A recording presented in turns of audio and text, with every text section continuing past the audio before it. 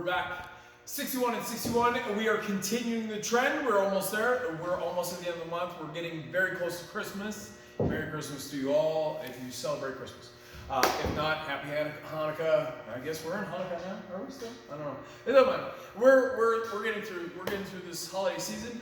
Rodney Matthews, everybody. Rodney Matthews here again to help me out. Today's lesson tutorial is European uppercuts. We're going to go away from just for today. We thought it'd be a little bit nice to switch it up a bit. Instead of always being a grumpy old man, instead of always calling people out on terrible things that they're doing and doing our grappling as we usually do, we've had some people ask for strikes. So we're going to give them some strikes. We've actually had some people ask me to do a pedigree and power bombs and stuff like that. And Matt says no. So don't blame me. Blame Rodney Matthews because he's saying 9. So today's lesson, European uppercuts.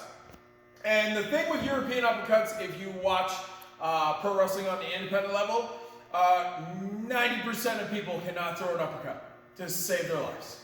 And I'll stick to it. If you call me out on it, if you think that you throw a good European uppercut, because I've seen so many that are so poorly done, it makes me sick to my stomach. So let's clean it up. Let's fix it. And then, fix your stuff. You can do it in secret and just keep throwing your better European uppercuts. All right? Same on the TV, national TV. I've seen some terrible European uppercuts. You know what a great European was? Bret Hart. And you can list it. Cesaro's great. Bryan Danielson, or Daniel Bryan as they call him now, is awesome at them. There's a lot. Chris Hero's great at them. Bret Hart makes you look, though, like he's peeling the first layer off your face. They're nasty. They look so nasty. And then Scotty behind the camera said, well, talk about like the sell of 1, 2, 3 Kids selling those Europeans from our podcast. I'm like, there was no need. Because the sell is actually realistic. He was taking his face off in a professional way. So today we're going to go over European uppercuts. First thing you gotta learn about a European uppercut is this motion of your arm doing an uppercut that's an illusion. You're not actually doing this. Because if you did this, you would just clip a guy in the chin. You would actually hurt a dude or a female, whoever you're working. So today I'm gonna show you how to do it properly. So when I go for a European uppercut, the first thing I'm gonna do is I'm gonna have because I'm right-handed and I throw right, what I'm gonna do is have my right foot ahead. So I want to lead with the leg that I'm striking with.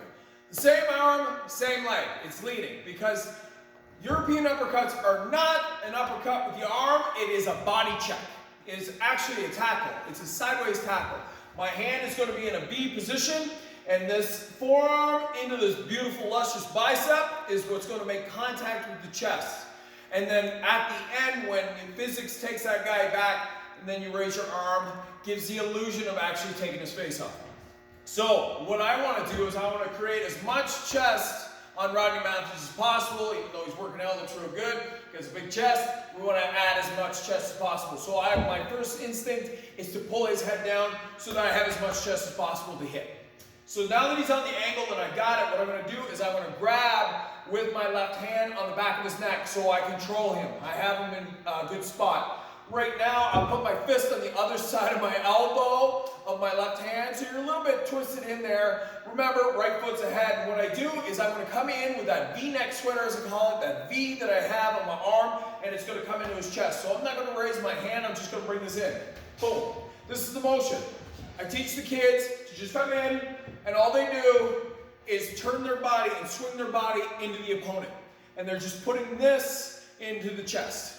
So then once they get comfortable, we go a little bit faster.